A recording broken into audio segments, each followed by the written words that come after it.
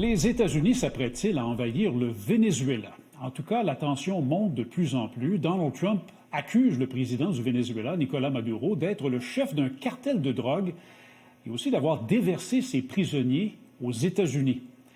Non seulement les frappes contre des embarcations se multiplient depuis septembre dans la mer des Caraïbes, mais on assiste en plus à une escalade des capacités militaires américaines dans la région.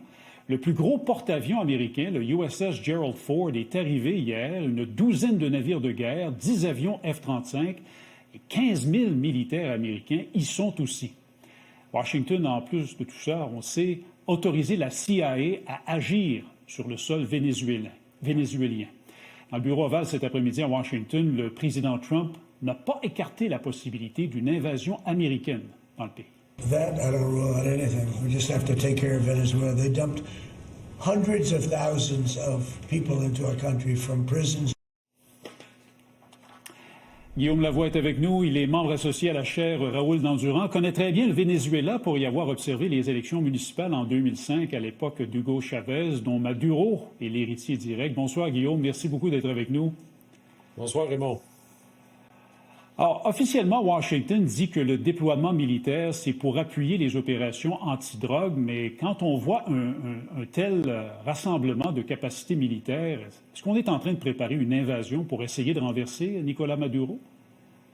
Alors ici, l'objectif, ou plutôt le souhait de Donald Trump, serait certainement un changement de régime, la fin du régime Maduro, ce qui, à l'échelle mondiale, serait certainement dans la colonne des excellentes nouvelles.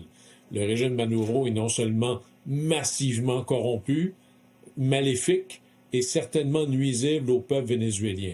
Et en plus, c'est une zone qui contribue à de l'instabilité dans la région et évidemment, un non-État dans cette région-là ou un État qui s'arrange pour regarder ailleurs face aux narcotrafiquants, c'est quelque chose qui finit par avoir des conséquences sur le Nord, sur les États-Unis, sur le reste du monde. Maintenant, quel est le prix que Donald Trump est prêt à payer ou quelles sont les actions qu'il est prêt à faire pour arriver à ça? Là, on entre dans un monde de points d'interrogation. Dans un monde idéal, ce serait le minimum de gestes, d'efforts et de sacrifices et d'engagement pour arriver à ce résultat-là.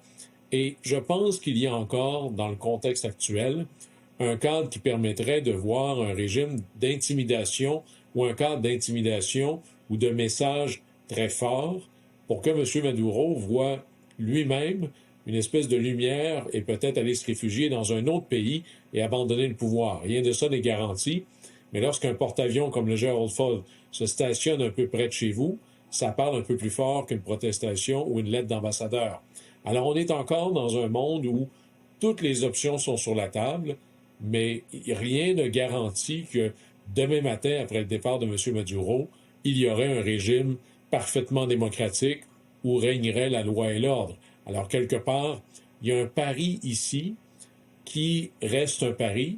Et Raymond, on ne peut pas exclure non plus, c'est peut-être moins noble, mais que tout ce déploiement-là a aussi comme effet de faire dévier l'attention sur d'autres problèmes aux États-Unis, que ce soit l'état de l'économie, la hausse des prix, toutes les erreurs de M. Trump dans le dossier Epstein.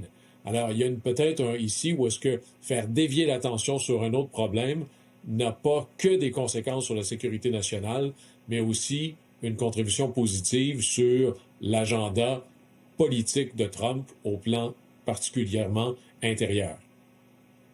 Il y a peut-être une partie politique, effectivement, qui se joue par Donald Trump, mais advenant une invasion américaine, on imagine que les forces du Venezuela ne feraient pas le poids face à la machine américaine.